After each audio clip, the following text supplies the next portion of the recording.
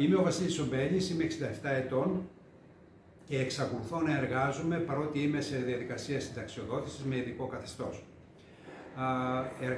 Είμαι συντονιστής στο Κέντρο Υποστήριξης Επιχειρηματικότητας Ανέργων του Δήμου Καρδίτσας και από την προηγούμενη εμπειρία μου, στην οποία ήμουν διευθυντής σε μια εταιρεία, η οποία απασχολούσε 42 άτομα, εκ των οποίων 5 ήταν άτομα πάνω από 55 ετών, κρίνω ότι δεν υπήρχε εμπόδιο στην πρόσληψη ατόμων. Δεν υπήρχε όριο ηλικιακό, δεν έμπαιναν τέτοια όρια, ας πούμε, ηλικίας ή κριτήρια ηλικίας για τις προσλήψεις. Σήμερα, στο κέντρο το οποίο συντονίζω, παρέχει υποστήριξη σε άτομα, άνεργα άτομα για το άνοιγμα της δικής τους επιχείρησης. Επίσης δεν μπαίνουν ηλικιακά όρια, μάλιστα από τους 35 ωφελούμενους, οι 3 είναι άτομα πάνω από 55 ετών, μάλιστα ο ένας έχει ξεκινήσει την επιχείρηση του. Η πρόσληψη ατόμων μεγαλύτερης ηλικίας, δηλαδή πάνω από 55, πολλές φορές είναι απαραίτητη, χρήσιμη, γιατί είναι άτομα τα οποία έχουν εμπειρία που δεν διαθέτουν νεότεροι.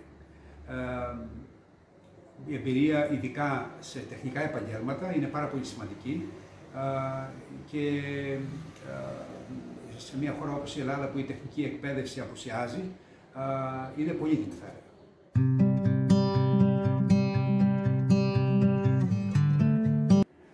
Βέβαια, η πρόσληψη ατόμων μεγαλύτερης ηλικίας αντιμετωπίζει κάποιες προκλήσεις, κάποια εμπόδια, όπως για παράδειγμα η έλλειψη ψηφιακών δεξιοτήτων.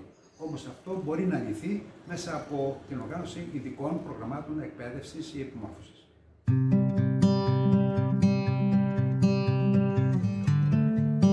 Ένας υπάλληλος μεγαλύτερης ηλικίας δεν έχει κανένα περιορισμό ή κανένα εμπόδιο για να είναι καλός υπάλληλος. Το να είναι κάποιος καλός υπάλληλος εξαρτάται από την εκπαίδευση που έχει, από την εμπειρία του, την οποία διαθέτουν τα άτομα μεγαλύτερης ηλικίας, καθώς και από κοινωνικές δεξιότητες που έχει αποκτήσει στο διάβα της ζωής του.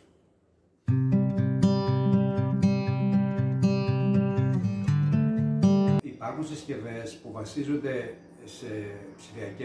στην ψηφιακή τεχνολογία, τις οποίες τις χειρίζονται άνετα οι ηλικιωμένοι εργαζόμενοι, όπως είναι ένα κινητό για παράδειγμα, και εφαρμογές πάνω σε αυτό.